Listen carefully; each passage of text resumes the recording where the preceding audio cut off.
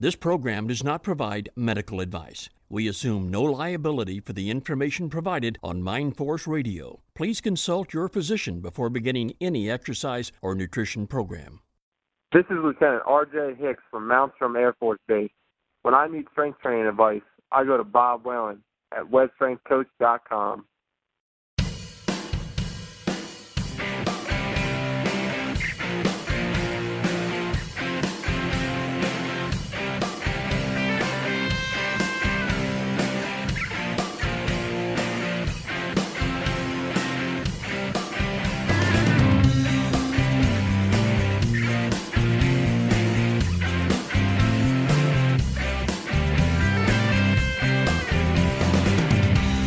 Direct from MindForce Radio, this is Natural Strength Night with Maximum Bob.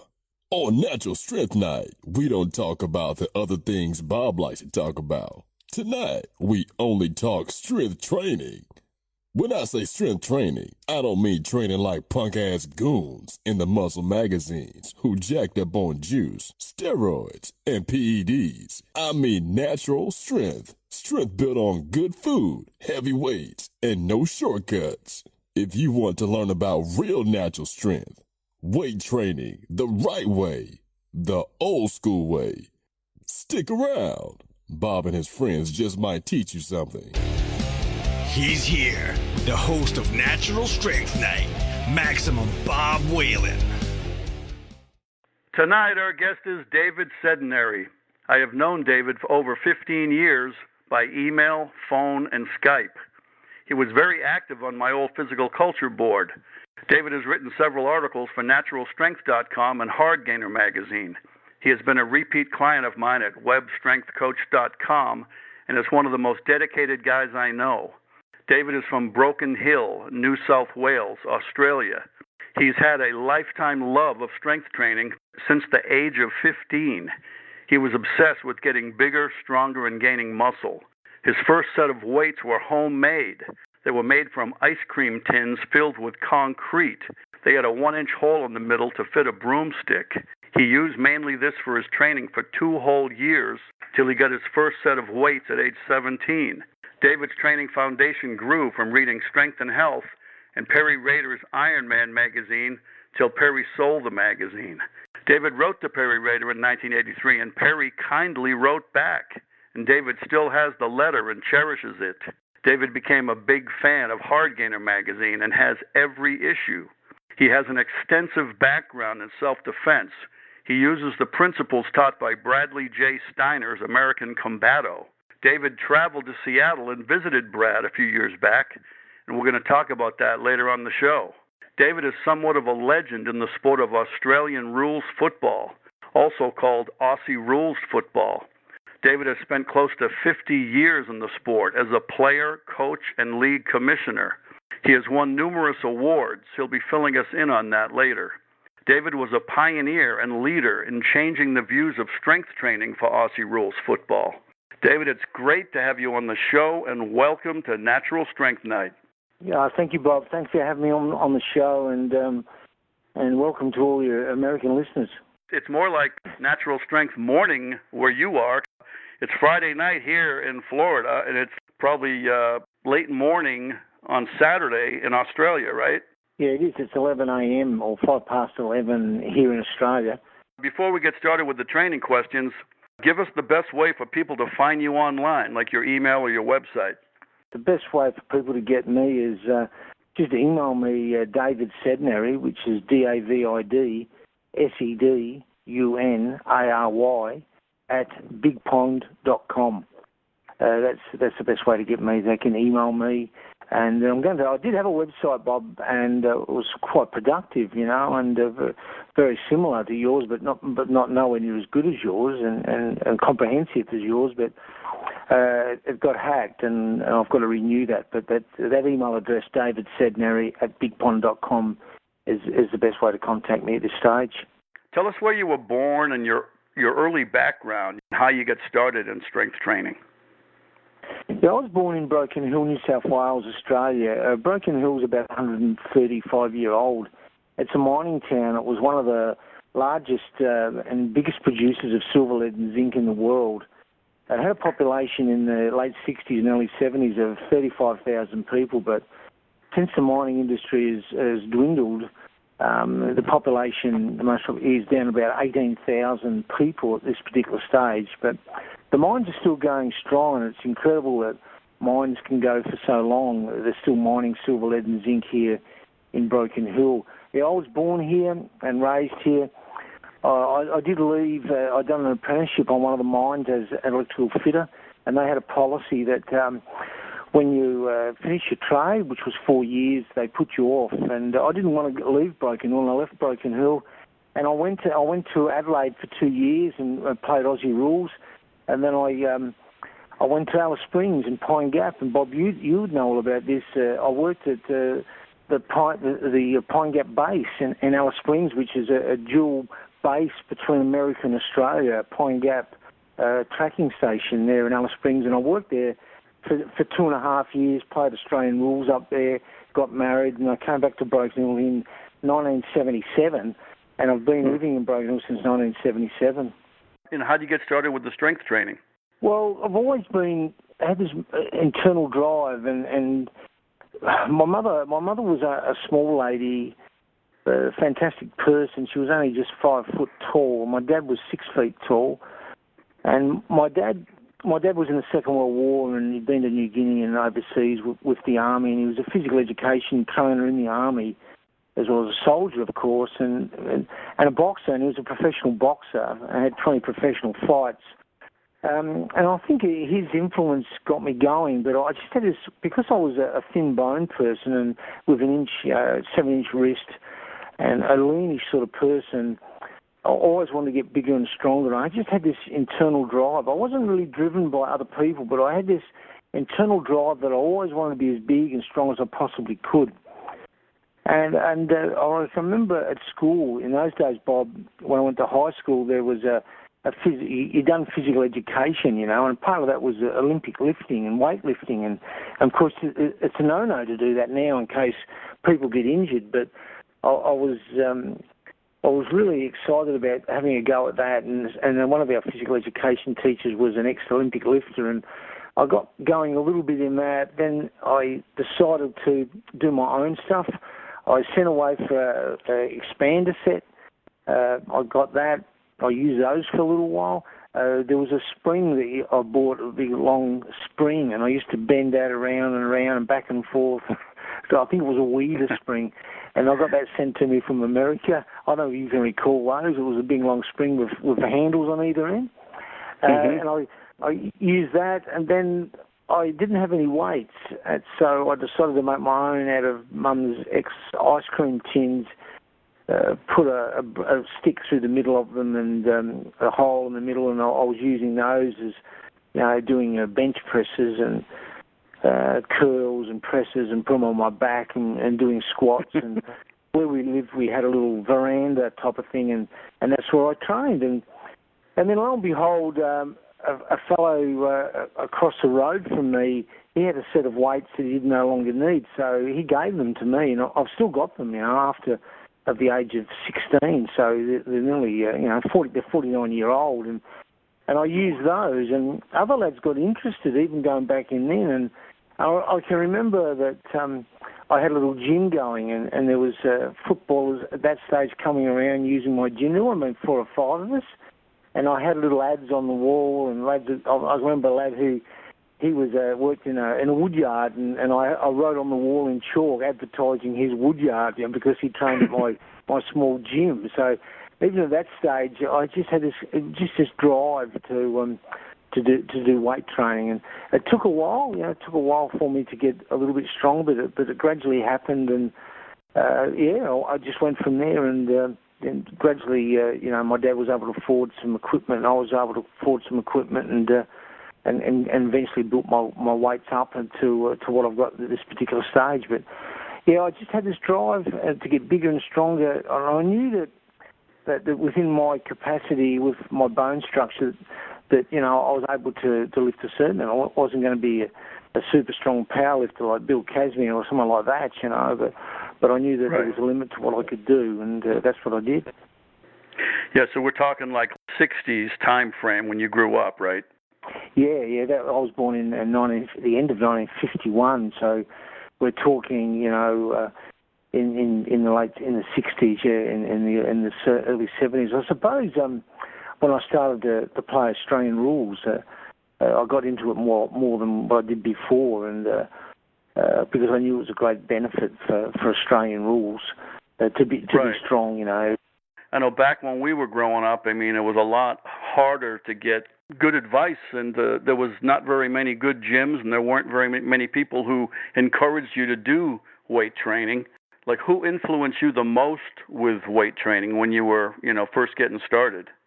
I think the person influenced me the most in the early days, when I can recall being, more so dedicated, was Bradley J. Steiner.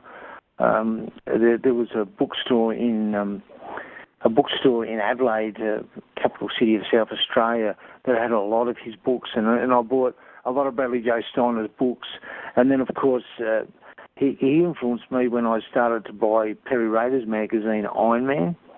And when I read, and he used to edit most of, he was editor of most of the articles in Peary Rader's magazine, Bradley J. Steiner, and his writing influenced me. Then there was Stuart-mcrobert that wrote in Peary Rader's magazine as well. I suppose the early influence more so was Bradley J. Steiner. That was the early one. Then there was Stuart-mcrobert, and then of course when I got hardgainer-magazine and started buying that, and when Peary Rader's magazine went over to another person, and it just it didn't interest me, to buy that, and it was a godsend that the magazine Hardgainer came out. And then of course there was John Christie and yourself. They were influenced early articles by brooks-kubik, but mostly I would say the biggest influence was Bradley J. Steiner, Stuart-mcrobert, the writings of yourself, and John Christie. God bless his soul. He passed away, John Christie. But I corresponded with John Christie before I did with you, Bob. I found him a very interesting person, a very helpful person. Who influenced you the most with your self-defense? I'm pretty sure it was the same person, Bradley J. Steiner, for both self-defense and weight training, right? Yeah, well, in my early days, as long back as I can remember, my dad, we had boxing gloves in our house, and me and my brother, who was approximately 3 years younger than me, would always be putting boxing exhibitions on for people that come into our homes. And I can remember my dad spreading all the furniture out in the lounge room, and me and my brother would put the gloves on, and there'd be the little crowd around, and we'd put a performance on. And then we'd start boxing up and down in our sleep out. And we'd miss sometimes and break some of the louvers in the sleep out, and Dad would come home and he would say, Mum would say, wait till your father comes home, and Dad would say, that's no worries, we'll replace them, as long as they never hurt themselves, they're having fun and learning. So he was pretty good that way, and we used to get up to a lot of mischief, my brother and I. I suppose my dad started me, but there was a boxing coach in Broken Hill called Jimmy Johns who used to pick me up and my brother up at the age of about 16, 17, and we used to go to a gym in town owned by an old professional boxer. It was in a lane, and it had the old Smith machines and some of the free weights, and it was an old-style gym with a boxing ring in the middle, Bob, and we would go there twice a week, and we would train. And I'll never forget, how people were going back in the late 60s and early 70s, that a lot would smoke, and our boxing coach had a washing board stomach, and halfway through our workout he'd say, David, I'm just going to get my breath back, and I'd say to Jimmy, what are you going to do, Jimmy? He said, I'm just going to have a smoke. So he'd light up a cigarette in the gym and have a smoke. Right. That was the norm. I never argued with him. I said, right, so he's right. And then we'd get back into it again and do the remainder. And then after that, we'd go downtown and have a big milkshake and replenish what we'd burnt, And they were great days. So Jimmy Johns, he died this year, and he was an influence upon me and a great help, and never charged me, just come and pick me up. And so I learned from that, and then my father as well. And I've always practiced. I've always done my strength training, always mostly twice a week. And then after, I would do 5 to 10 minutes practicing boxing on punching bag. That was always part of my heart-lung workout, or I'd skip. But then, 8 years ago, nearly 9 years ago, next May coming, I emailed Bradley J. Steiner, and I was quite interested in his form of self-defense because I knew that I wanted a true form of self-defense. I wasn't interested in karate or taekwondo. It was they're more sport-orientated, and boxing as well. But boxing gave me the leg in, so to speak, and so I emailed Bradley J. Steiner and that I was interested in learning his style. And he said, in his email, I said, "No worries, David." He said, I can help you via email. He said, the first thing is I suggest these following books, which I have them. So I bought the books that Brad suggested, and I studied those books. And then I wrote my own program. He gave me about 10 or 12 World War II era books, and they're some of the best books you can possibly read. Yeah, exactly, and as he said, they worked in the Second World War, and self-defense in the streets is like war or going to battle in microism. So they did work, and the books were. I've still got them here. Get Tough by Fairbairn, and you have them too, Bob. Kill or Get Killed by Rex Applegate. Cold Steel by John Stiers. So I read them and studied those, and then I practiced, and then he kept conversing with me by email. Fantastic person, to do this for me, and I practiced, and then I wrote my own training program, which I sent him, and I learned how to use self-defense with the walking stick and the knife and the short stick, and then. So he influenced me greatly, and then I just kept reading his books, and I think I remember you writing once that if you're ever down and you felt like a lifter, you just read one of Bradley J. Steiner's articles, and it lifts you and encourages you to get back out into the gym and do something. And and your articles come across the same way to me as well. So that has an influence. That was a great influence to me, Bradley J. Steiner with self-defense, and still is. Right. Tell us a little bit about your father. He sounds like a great man. You said he was a physical education instructor in the military in World War II, right? And he was a boxer, and he taught you how to box. Tell us about some of the early lessons he gave you. Like, when did he start you with boxing training? Yeah, well, it was funny in some respect, because I'm sitting in my office and I've got my father with his World War II uniform on, and my grandfather's next to him with his World War I uniform on. And my father, when I was 16, even though he taught us when we were young kids to box, my father was a tall man, 6 feet tall, and he used to fight at 9.5 stone. And his mother's name was Walker. So he used to fight under the name of the Phantom, because I think the Phantom's name was Walker. Can you remember the Phantom, the comics The Phantom? I'm not really big into comics.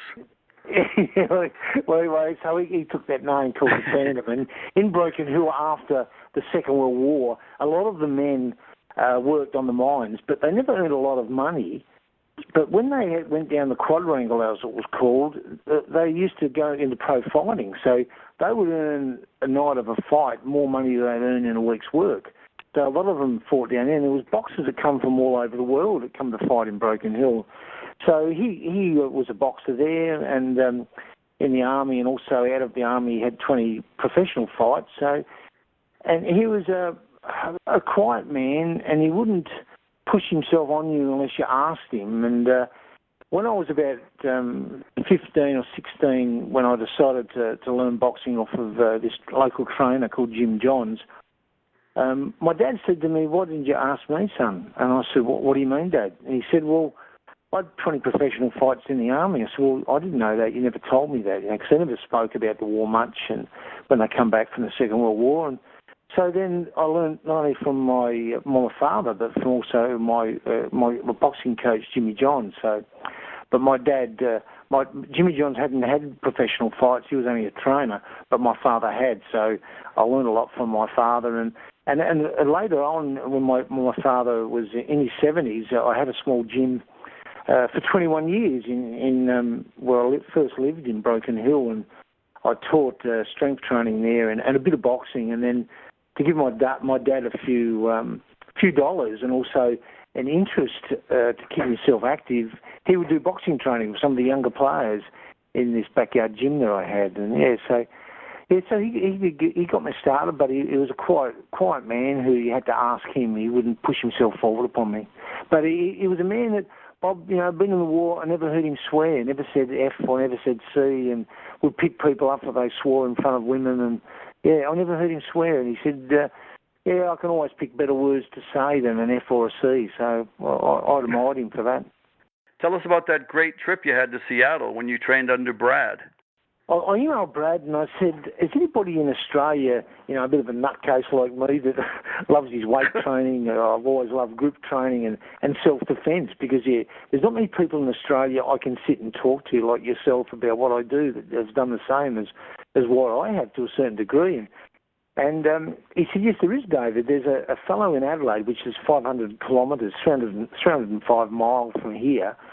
His name's Michael Nicholson, and he's a black belt and his son, the same as you. And I said, well, I'm not a black belt in martial arts, but boxing's my background. And he said, maybe you contact him. So Brad contacted him, and Michael said, yeah, fine, you can contact me. So I emailed Michael and I rang him.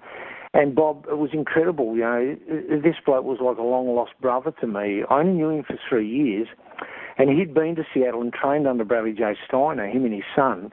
They were over there for 2 weeks, and we were planning a trip together to go over there in May 2014. But unfortunately, Michael, who was a little super strong man, Superman, he got leukemia, and he died of leukemia at the age of 57. So I sorely missed him, and we would talk for hours on the phone about our strength training, our grip training, and he was a clone of me. He had all Bradley Steiner's books, maybe more than what I had.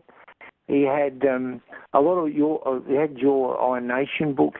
He had a fantastic array of books on all different types of subjects related to collector's items, to karate, strength training, grip training. He corresponded with brooks-kubik. He corresponded with different people on grip training all over the world, Michael, and he died. So we'd planned a trip. So then, of course, I said, I'm going to have to go. Well, his son pulled out, so I went over. I've never been overseas before in my life, and here's me heading off, and I booked my accommodation in Seattle and had my training book with Brad. That was 12 one-on-one training sessions with Bradley J. Steiner, and then he allowed me to go into his classes. So in one particular day when I went to Seattle and trained, I was training 3 one-hourly sessions a day, which was quite strenuous. 3 one-hour sessions in one day? Yeah, well, some days, I'd have an hour with him, and then I'd come back. He'd time it, so we had his personal training session with him they weren't super strenuous. It was an educational thing for me, plus training. But then I would train with Brad from, say, 10 to 11, and then we'd sit and talk, and then from 12 o'clock to 1 o'clock, he'd have a training session under his house with maybe 3 or 4 of his students, and then I would come back in the afternoon from 6 o'clock to 7 at night. That wasn't every day. Some days it would be 2 of those, or just one personal training session. So all up, I trained at least with Brad 22 times. I think I did. It was fantastic over that 2-week period. I've never heard a trainer or a coach like Brad so influential, so getting into your mind and getting you focused and committed to what you were doing. When I trained with Brad, he would stand up in the corner. He introduced me to his students who were fantastic and very helpful to me. Normally in his little training area there was room for most probably about half a dozen students. I never forget one time there was only me and one of his students, and he's got a fantastic sense of humour, and he kept saying, be careful you don't bump into each other. I know you squash for room, and I couldn't stop laughing, because he was being sarcastic, because there was only me and this other student there. But he would get into our heads, and he used a lot of because he's a licensed hypnotherapist and has been for nearly 30 years, and he would get into your head first relating to different situations that happened to him to America and how important it was for you to practice and learn self-defense, and saying basically that don't think that it might happen to you, think that it will happen to you, and I can do something about this, think that I will do something about this. So those sort of things you got into your head, and then you do you practice your session, and then you'd have a small rest where he would talk to you again, influence you in the mind, and then away you go again. So he got you totally focused. I taped all the sessions I had with Brad, Bob, and I've still got them home here, and I listen to them quite often. And one of his students sent me extra sessions as well, and I had a hypnotherapy session with Brad, and I thought it was fantastic. And quite often I replay that, and we sat and chewed the fat, so to speak, about weight training and life in general, and his feelings on life. And wonderful man, and very helpful man, and he was a huge influence upon my self-defense. And I still email him. I read his articles on AmericanCombato.com, Seattle Combatives. I read those quite often, and of course his Sword and Pen on his site as well. He influenced me a lot too, and I mean, whenever anyone talks about self-defense, I mean, Brad's the man for strength training too. He is, and he still strength trains 3 days a week, and we spoke about that. And he trains upstairs. He's got his own gym. I've never seen his gym, but he still squats and he deadlifts. He does the basics. Everything he says about in his book that he rejuvenated his book, he does, and he's a great follower of what he says. He does, his complete guide to effective barbell training. Bob, you have that? Yep, I do. I have a lot of his books for strength training, as well as martial arts, or I should say self-defense. Yeah, self-defense, yeah. But, I'd love to go back again and train. And the last words he said to me, and I taped his last session, as I did with every session that I had with him, is, thank you, Dave, for coming all this way from Australia to train under me. And he said, gee, I hope you can carry a gun when you go back to Australia. Because you can't. He just kept going, I hope you can carry a gun, because I got a lesson in his personal lessons were the walking stick, the short stick, the knife, which I practice, and also the handgun. So he gave me a practice, an hourly session in how to use the handgun, which I've never used a handgun before, but we didn't fire any live rounds, but just basically how to combat shoot, etc. And of course, a lot of people don't know, John Howard, our ex-Prime Minister, we had a massacre here. There was about 30 people massacred by a person with an assault weapon, and since that day, everybody has to hand in their guns, and you have to have a license for a gun and have to be locked away in a cupboard, ammunition in one and also in the other, yeah. I just got my concealed carry license a few weeks ago. Oh, that's good. So you're able to carry. I know I went out for lunch with two of Brad's students in Seattle, and because they were carrying, and as they do in Seattle, and because that was one of the reasons why Brad left New York City, because it got quite violent, and I think in New York City, correct me if I'm wrong, Bob, that you're not allowed to carry a firearm in New York City, are you?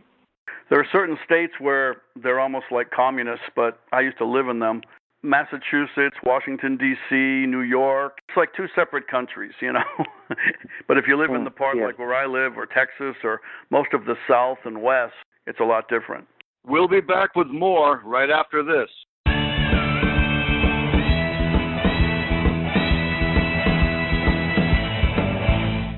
This segment brought to you by VitalNutritionStore.com. Did you know that more than 7 million Americans suffer from coronary heart disease, the most common form of heart disease? Regardless of your age or condition, adding Cardio for Life to your daily regime will dramatically improve your cardiovascular condition. Cardio for Life has been the top-selling L-arginine product in the marketplace now for more than 3 years. It is also the top-selling product at vitalnutritionstore.com. Formulated by Dr. Harry Elward, the best-selling author of Let's Stop the #1 Killer of Americans Today, Dr. Harry believes together we can prevent and reverse heart disease. Cardio for Life comes in 3 wonderful flavors: orange, peach, and grape, and is gluten-free, sugar-free, and sodium-free. Please see our complete line of natural products at vitalnutritionstore.com. That's VITAL nutritionstore.com. Randy Roach shocked the world with the release of his first volume of Muscle, Smoke, and Mirrors several years ago. It was a masterpiece of over 500 pages with such in-depth research and detail that it was not only surprising, but shocking and mind-blowing. It was truly one of the best Iron Game history books ever written.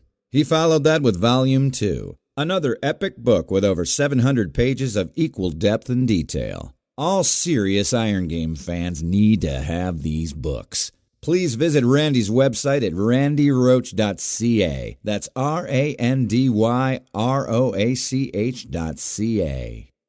Listen to how Iron Game legend and the Iron Master editor Osmo Kehaw describes the book Supernatural Strength. Have you ever wondered how much real-world experience authors have when they write books about weight training? Who is that person behind the computer? What do they really know about the Iron Game?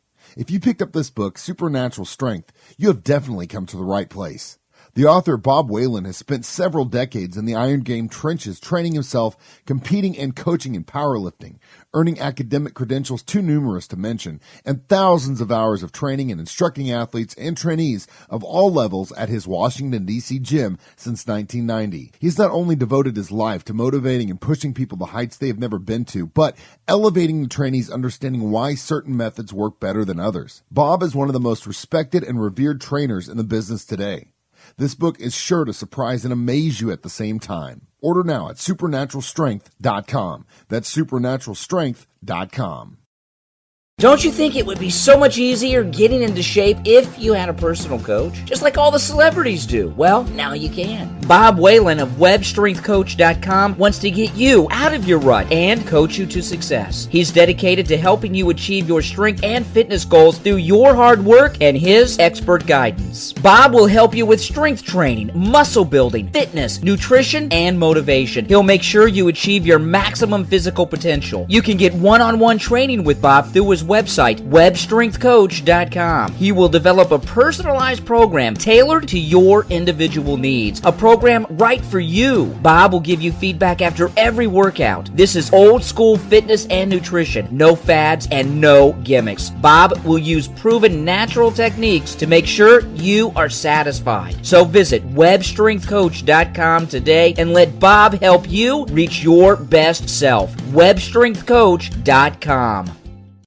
Do you enjoy history without social engineering? Reading about our founding fathers? Economics from a capitalist perspective? Wisdom from modern patriots? Welcome to UncleSamBooks.com, where virtues like rugged individualism, hard work, and the American dream dominate. UncleSamBooks.com. Great books for homeschooling. UncleSamBooks.com. If you want to become as strong and muscular as possible with health in mind, and without lowering yourself to using steroids, the best advice can be found in the classic strongman books of long ago. These are the best books ever written on the subjects of strength training, weightlifting, strongman training, Iron Game history, and old-time physical culture. Many of them can still be found at physicalculturebooks.com. There you will find good, honest, time-tested wisdom from the great old-time strongmen. To maximize your natural muscular and strength potential, please visit physicalculturebooks.com. Listen to Ken Manny, head strength and conditioning coach at Michigan State University, describe the book Iron Nation. A masterpiece text on some of the most intriguing and compelling personal stories, Iron Game history, and gut-wrenching training routines ever put to paper. If you truly love hard training without all the frills of pomp and circumstance so common today, you will love Iron Nation. Written by lifters for lifters. If you love weight training, you will love Iron Nation. Order now at IronNation.com. That's IRON Nation.com. If you would like to promote your business on Mindforce Radio, we would love to hear from you. Please let us know if you are interested in a 30 or 60-second voice commercial or a banner website ad. Please contact Bob using the contact information provided on mindforceradio.com. You're listening to Natural Strength Night on Mindforce Radio.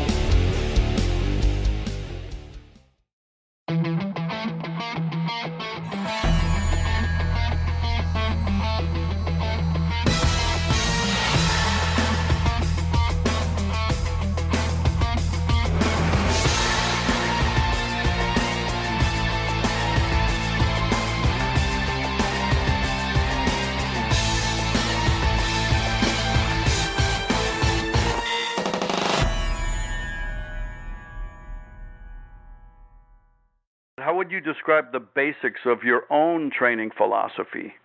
Well, you got the right word there, basics. I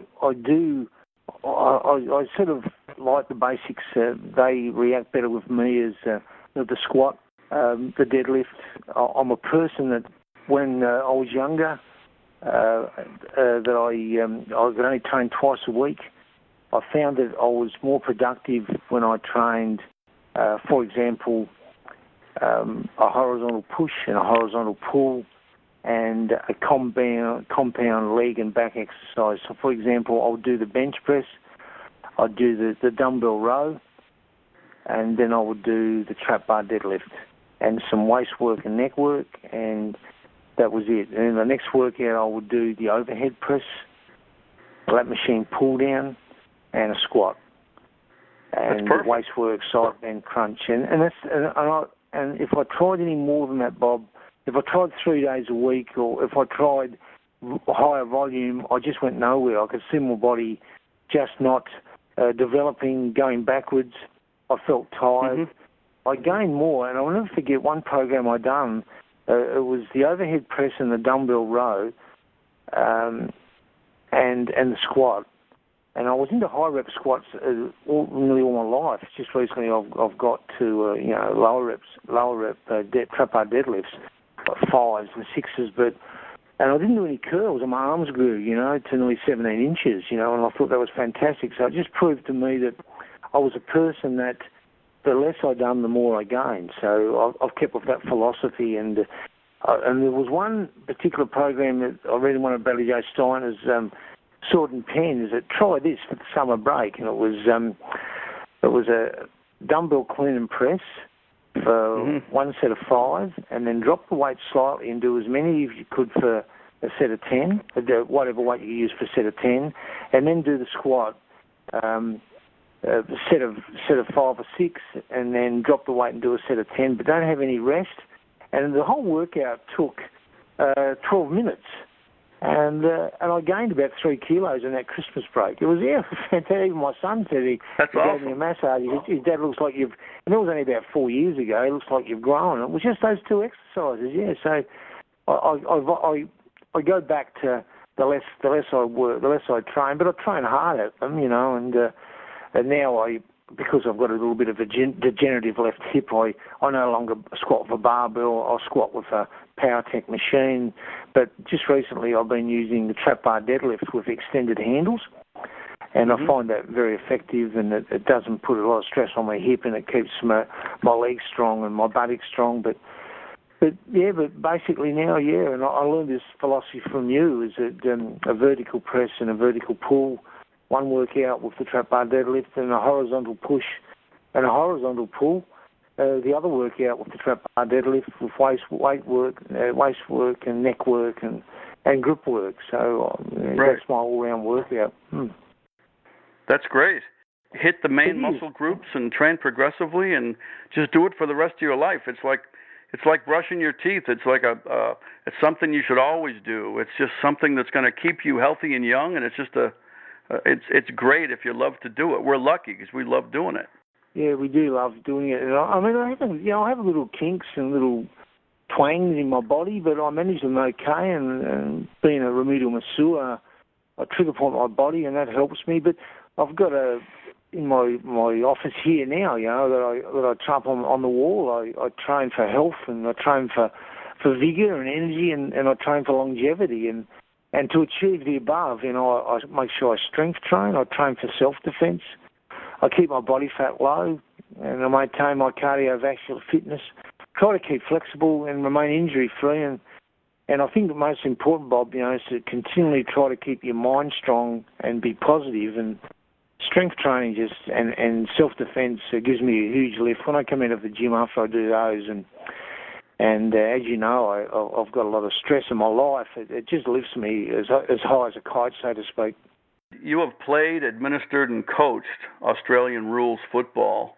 Tell us about the journey.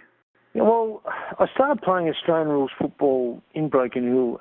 I was kicking the football around, and of course Australian rules is played in America now, and it was actually started by a local lad who I knew, who went to the same school as me, and I'm pretty sure his name's Peter O'Keefe, but I might be wrong with the first name, but his second name's O'Keefe. He married an American girl, and he was back in Australia just recently, and he started Australian rules football in America, and it's kicked off quite well now in America. And I started about the age of 10. We would go down the local oval where our coaches would be waiting for us. It was early hours of the morning. We'd have to kick the dew and the frost off the oval because it was a winter sport. And we'd be kicking the footy around, and the football would get hit in the face and the nose, and the coaches would rub us and, you know, encourage us to keep going. And then I went right through that, and I wasn't super talented as an Australian rules player, but I was very determined, and I knew that regardless of who my coach was, that I always wanted to do better than what I'd done previously. So I was thin, I was lean, I knew I had to build my body up, so that even encouraged me even more to do strength training. So yeah, I played. We've got 4 teams here in Broken Hill, Australian rules teams, and as the years have gone on, of course, they've gone about weaker. But I played Australian League football for 14 seasons. I played about 250 league games, Australian rules games. Strength training was a great influence, helping me become injury-free or preventing any injuries during that period. And I finished playing football in 1983, and I wanted to coach football, so I missed out on a coaching job with my club. So I went to another club where I was assistant coach at that club, and I coached the reserves. So it was the league and then the reserves. So I coached them for 3 years. I would coach the reserves, and I would sit on the bench, and I'd make the moves and coach the A's while the senior coach played on the field.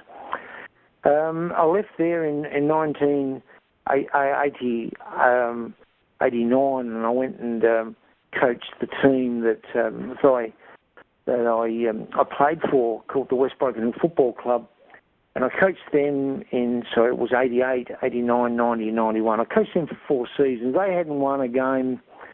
They'd won 2 games in 2 years. And when I got there, I instilled a lot of discipline, hard work, mandatory strength training, mandatory boxing training. I was a bit of a pioneer going back. That's 27 years ago. No one else was doing it. And wow, that's great. Won the first year we won 4 games, and then we finished equal top the second year, and the third year we won a premiership. Yeah. And they haven't won a premiership for 27 years since I was the last premiership coach. So that was my years of playing football. I represented the city in football, in Australian rules, and then the next journey was that my father was dying of prostate cancer, so I nurtured and helped my father and used to take him to the football, and he lost his eyesight, and he loved football and Australian rules, and I used to broadcast the footy to him, you know, because he couldn't see, and I'd take him home.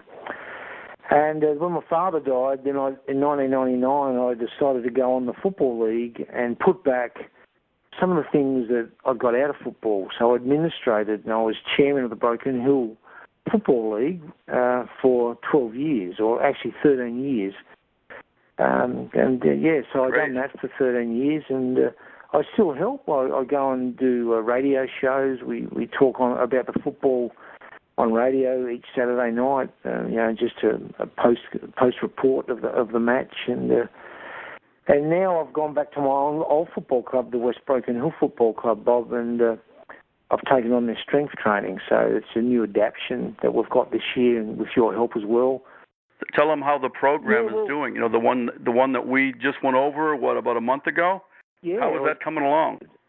Yeah, well, for the listeners, I rang Bob and I spoke to Bob about, because you've got a huge background in strength training with athletes, and I've got most will be 40 athletes or 40 footballers out training, doing their schoolwork and endurance work.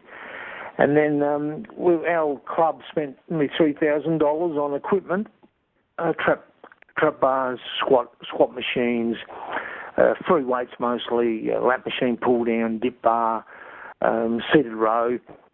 So it's going along well. So at this stage, we haven't got into the full season, but at this stage I've had about 20 people go through the gym. I'll put them through in groups of 6, 2 people on each station, so to speak, where one person will do a warm-up on a bench press. He will do his hard set on his bench press, and he'll immediately go and do a set of chin, so it's push-pull. The next person will do the same. He will do a warm-up set, push, hard set, then go and do his chins. They'll have about a minute and a half, 2 minutes rest, and they'll repeat it. Then they move on to dips, and they'll do a set of dips, and then a set of lap machine pull-downs, and they'll repeat that. And then they'll go over and do trap bar deadlifts, and they'll do a warm-up set and do a set of 10 rest, do some ab work and neck work, and then repeat and do the second set of 10. Now the next workout's different.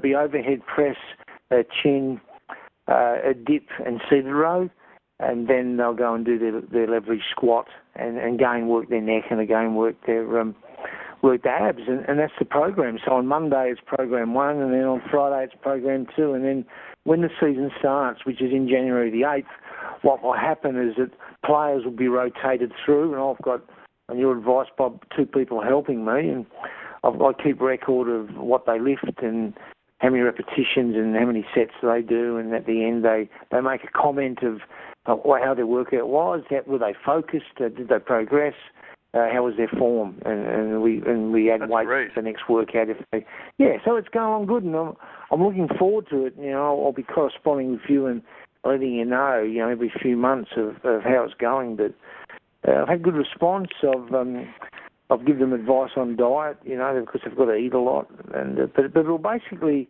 And, I read a lot of hardgainer-magazines of some of the strength coaches like yourself and others, Ken Lessner, and I get ideas from you people and of how to do it. So the pre-season will be 14 weeks, and then the in-season I'll drop everything back to, I'll just do, could be a bench press, a chin, and a trap bar deadlift, one hard set. So when they get into the season where they're doing more skill work and match condition play, they'll still maintain their strength, if not improve it, but they won't be working as hard and as many exercises with the in-season.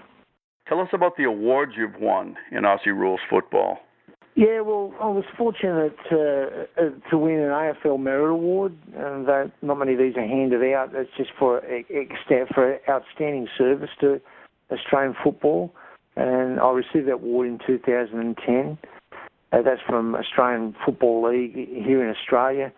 And also received a merit award from South Australian National Football League for long and valuable service to the league and our national game. So I was quite excited about getting those awards, and not many of them are handed out, to people, and thrilled, and I thought it was a good thing. And you don't expect it when you go in and do this work for nothing, and it went so quickly. The 13 years I was involved, and I still am involved, but not on an administrative way that I was going back, for those years. How many years overall? I mean, if you're going to count your playing, your coaching, and your administering, add it all together, how many years have you devoted to the sport? 49 years. Man, half a century. I suppose I started playing as a 10-year-old, so I'm 65 in a few days' time. So, you could say, 55 years, couldn't you say that I've been involved with Australian over 50 rules? years. You spent so many years helping and developing that sport. Great job. Thanks, Bob. Yeah, well, I love it, and it's just sort of it's an outlet for me, and I think I'll continue doing it till the day I die. I'm so determined to get our team up and going, and I'm just such a firm believer in weight training / strength training for football, for any contact sport, that how much it does for you. Being involved, I've seen what I've done in not going back in 85, 86, 87, when I had a gym in my backyard, and most of my footballers would come and train in my gym. I think I only charged $2.50 for anyone under the age of 18 and $5 for an adult. That was one-on-one training. And those players, and going back then, the players won 2 premierships. And when I coached in 88, 89 and 90, I pushed strength training, and that won us a premiership in 19. We finished top in 1990. It was only the weight training and the box. And my old boxing coach, they were made mandatory to do boxing as well, which, as you know, builds confidence for physical contact boxing, and excellent conditioner and fitness builder. But the weight training just increases confidence, adds to your confidence and formulability, I reckon, of all exercises, no matter the activity. It's a supreme health builder. It improves your flexibility, strengthens your joints and connective tissue, improves your speed, improves your balance and coordination, and your all-round physical toughness and hardihood. It's just fantastic for sport. And you mentioned to me, Bob, when I started strength training for footy, it'll slow you down, you'll get weaker, you'll have more injuries, you'll be pulling hamstrings. The biggest load of garbage going around. It had the opposite effect, Right. All those things I mentioned, weight training for sport, it just shone out. When you started training was probably around the same time I started training. That's when most people didn't train, and most coaches didn't want you to train, and they didn't know anything about strength training. And it's the exact opposite now. Yeah, well, going back in my time, I was a pioneer, so there was nobody doing strength training. When I played, there was very little. There was people who wouldn't be using the weights. I used to play at about 175 pounds, and I was squatting 280 pound for 20 reps, and I was benching 250 for 6 reps, and I was using 100 pound off my waist for dips for a set of 6, and that would be my consistent workout. Dumbbell rows with 120 pounds, and that wasn't too bad at a 175 pound person playing Australian rules, contact sport. And they were my mainstays that I used to use, and then I'd trap bar deadlift, and the best I'd do was the 360 be 16. And I wrote a small book to you just recently about how to improve your football, and it was only a 15 or 20 page an article in our local football budget, and it spoke about those things. And I said to people, I didn't say I could do it, but I said, when you've reached these goals and you're able to do this in your football, come and see me and I'll take you out for lunch and shout you a big steak and salad. But no one's come forward. I have noticed that there is a big change, but when I was back playing, people would squat with a barbell, they would deadlift, they would do good powerlifting movements, overhead press. There wasn't a lot doing it, but the ones that did do it, they benefit from it. So in 1977, a chap called Ron Barassi, a great Australian coach, he introduced it at North Melbourne. He had his own strength coach, and North Melbourne won about 3 premierships in a row. It was mainly through strength training. And then other clubs got into it. So AFL clubs never got into it until about 1977. And then they've gradually got huge gyms now. It's mandatory for everybody to do strength training. They've got machines. They've got different exercises to do, separate ones to work your butt. And,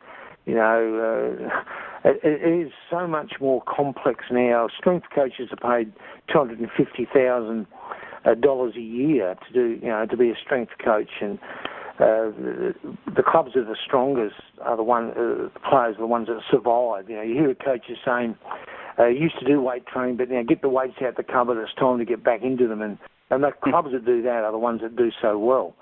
But you've still got the people that think.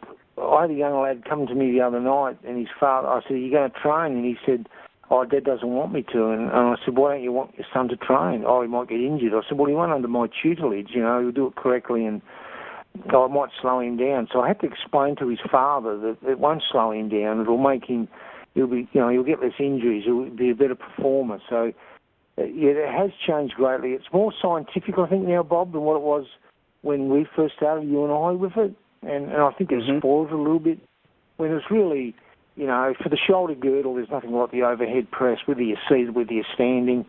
But now you've got, different machines and doing it. I suppose the machines are good, yes, but I still think the basics work. You go back to some of the old-time strongmen and I love reading about them that, could overhead press 300 pound and at a body weight of 190 pound, and just through doing the overhead press, But there are some strong footballers around, You go on the website and have a look at strong footballers in Australian rules in the league, and, there's fellows there that can bench press 360 and 400, and they squat, 350 and 400 pounds. But, but they all do it, and it's so important. Yeah, it's come a long way. The examples you were given a lot were in the 70s, but I know when you were really young in the 60s, it was way worse. Yeah, it was. You didn't do it. It slowed you down. It affected your heart. I would never stop, It's just in me, It's my son's the same, He's got the strength training bug as well. He's a policeman, so it's good for him that he's doing that. But, it was... I was a pioneer, I suppose, going back 27 years ago, having strength training. But it's ironical that all the coaches that have gone after me have had no success, have never introduced or never used or encouraged strength training. And this coach that we've got at the moment is a total believer in my philosophy, and he's taking me on board to help out. I don't get paid for it. I'm doing it for nothing, but I just got this firm belief that our players will do so much better by being strength trained, and if they're committed and have total focus on it. You have a disabled son who suffers from severe myoclonic epilepsy since infancy, and you wrote a book about it too. How has your lifestyle helped you manage the stress of that for the last 33 years? Bob, sometimes I think that way back, when I was 15 and someone said to me, I just said myself, I need to do strength training and self-defense. And it was always about preparing me for the struggle I've had since 1984 when my son was born, perfect baby, and was immunised against whooping cough. And I got whooping cough, and we found him in his bed, in his cot alongside of us at 7 months of age, having an epileptic seizure, and I thought he was choking. And that was the start of it, and nearly 33 years later, it's still happening. He has epileptic seizures, and probably 8 to 9 epileptic seizures every month, and he's got challenging behaviour, and it's been a godsend. My lifestyle, my training, my diet, and when it was going through the early stages with him having a lot of seizures in and out of hospitals and trying to look for medications to control those seizures, I looked at myself and I thought, how have you survived this? How has your button not burst, and how are you not on antidepressants, and how have you survived it? And I looked at my lifestyle and the way I ate. I've always been a firm believer in eating correctly, even though I might drink a wee bit more coffee than I should sometimes, only a few cups a day, but I'm not a heavy drinker of alcohol. That's a depressant. But I don't smoke. I took a multivitamin, and I think it was my lifestyle of weight training. Even at that stage, I'd have one good hard heavy workout a week, and hitting the boxing bag, doing my boxing, and my self-defense. It's pulled me through. I am a sure believer in that. And I encourage people, and I've had people come to me that have split up from marriages that come and train with me. So they train in my gym, and they come back and tell me that it helped them get through the traumas they had. And you're spot on, Bob. It's helped me. And then I wrote the book, and I had a friend around once, and I was doing some remedial massage, and he said, you've got a lot of knowledge. Why don't you write a book and try to help and inspire other people? And I said, what do you think I should call the book? And he said, why don't you call it Struggling for Harmony with a Disabled Son? So I did, and I wrote it, and people can go on just on the computer on the internet and look up that Struggling for Harmony for Disabled Son, and they can purchase it. You had a website for that book, because I put it on my website, a year or two ago? Is that website active? Yeah, it still is, yes. You can just go on the web and look up and just type in Struggling for Harmony with a disabled son, and it'll come up, and yes, it's still there, it's still active. Oh, okay, great. We have time for one more, David. You are 65 years young now. Tell us the differences in how you train now versus when you were younger. I concentrate on form. I do my reps in a controlled manner. I don't lift as heavy. I use a few more machines, which are helpful. I try to stand on my feet if I can and do my curls and do my presses so that it helps my balance. I don't no longer barbell squat. I use a machine squat. I've kept my reps a bit lower, between 5 and 8. I find that, and sometimes I go down to 2s, doubles. I train once a week, Bob. I find that I keep getting pushed back to a full body workout once a week, sometimes twice every 7 to 10 days. Yep. That's been the difference. I still try to keep my heart and lungs, right with my training. I do some cardio on the bike, and I do my self-defense twice a week for 30 minutes, sometimes 3. I work reasonably hard at that. Form, I always try to keep challenging myself, Bob. Try to do another pound on the bar, or say, did I do my reps in good style? So I continually try to challenge myself to get better, but within my range of age, 65, I know what I can do and what I can't do. I suppose I try to eat as well as I can. I have 3 large meals a day. I don't eat in between meals, and I feel so much better. My stomach is leaner from not trying to, eat every 3 or 4 hours as we used to be told years ago. If I'm hungry between meals, I'll have some fruit and some nuts, but I've leaned up a bit, and I suppose that, I hit around about 86. I go between 185 pound to 190 pound, and the heaviest I've been is most probably 200 pound, but of late I've leaned up a little bit, and I feel pretty good at that. Well, David, that's going to do it, and thank you so much for your time and for being on the show. Please give us your website one more time when people can get your book before you sign off. Okay, so people can contact me on my website, on my email address, David Sedunary, so it's DavidSedunary @bigpond.com. They can email me. I can point them in the right direction to get my book, to purchase my book. And but of course you can just type in Struggling for Harmony with a Disabled Son by David Sedunary, and it'll come up. Thank you, Bob, and thanks for having me, and I hope all your listeners have got some positive feedback out of my interview. Thank you, Bob. Oh, you're welcome, David. It's been great. Merry Christmas, too. Merry Christmas to you, and hopefully successful for you in 2017.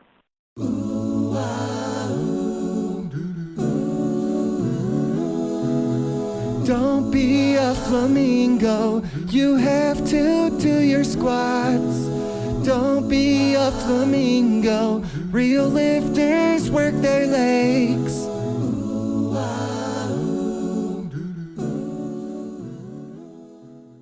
That's going to do it for this edition of Natural Strength Night on mindforceradio.com. Please bookmark that website, mindforceradio.com. Bob is always looking for new writers for naturalstrength.com who are old school, hardcore, write with passion, and have a strong anti-steroid stance. He also wants your training questions so they can be answered on the show. Please send your articles and training questions to Bob at mindforceradio@earthlink.net. Thanks for listening. See you next time.